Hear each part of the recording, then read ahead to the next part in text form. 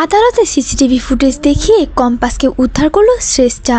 হ্যাঁ বন্ধুরা, আমরা এমনটাই দেখতে চলেছি কম্পাস ধারাবাহিকের আগামী পর্বগুলোতে। ধারাবাহিকের শুরুতে আমরা দেখতে পাই কনফারেন্সে কম্পাসের বাবার ফর্মুলার পেনড্রাইভটা হারিয়ে যাওয়ায় সকলেই খুব চিন্তিত হয়ে পড়ে।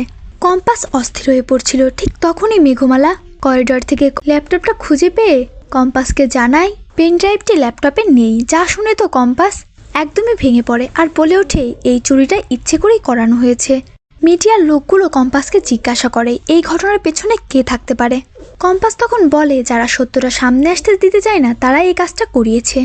তবে পেন ড্রাইভটি না দেখানোয় এবং কোনো ডেমো না দেখানোতে মিডিয়ার লোকগুলো কম্পাসকে প্রশ্ন করে কেন প্রেস কনফারেন্স ডাকা হয়েছে। তখনই ঋতুজা কম্পাসকে জানায় বাড়িতে থাকা হার্ড ডিস্কটাও উধাও, কারেন্ট চলে যাওয়া, অন্ধকার করা এবং হার্ড ডিস্কটা চুরি সবটাই কেউ পরিকল্পনা করে করেছে। অন্যদিকে দেখা যায় মাহি কম্পাসের রুম থেকে লুকিয়ে হার্ড ডিস্কটা সরিয়ে ফেলছে। কোনো প্রকার প্রমাণ না থাকায় কম্পাস মিডিয়ার লোকের সামনে অসহায় হয়ে পড়ে। ঠিক তখনই পুলিশ এসে জানায় যে বিহানের ওপর কেমিক্যালের বিষাক্ত প্রভাব পড়েছে আর এই অভিযোগে কম্পাস ভৌমিককে গ্রেফতার করা হচ্ছে। বিহান হসপিটালে ভর্তি। বিহানের এমন অবস্থা দেখে কিঞ্চল রাগে ফেটে পড়ে।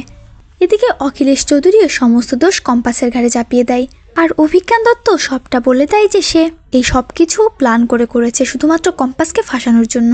কম্পাসকে জেলে নিয়ে যাওয়া হয়। কম্পাস জেলে গিয়ে ভেঙে পড়লেও মেঘমালা কম্পাসকে সাহস যোগায় আর কম্পাসকে জানানো হয় একজন ভালো উকিল সবটা তদন্ত করছে।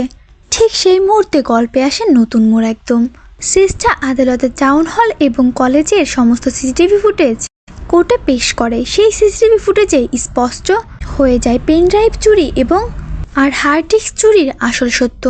এই সিসিটিভি ফুটেজই কম্পাসকে জেল থেকে মুক্তি দেবে। তাহলে কি কম্পাস এবার মুক্তি পাবে আর ওই অখিলেশের সব চক্রান্ত কি সকলের সামনে আসবে? কমেন্টে জানিয়ে দাও তোমাদের মতামতটি। আর চ্যানেলে নতুন থাকলে অবশ্যই চ্যানেলটি সাবস্ক্রাইব করতে একদমই ভুলো না।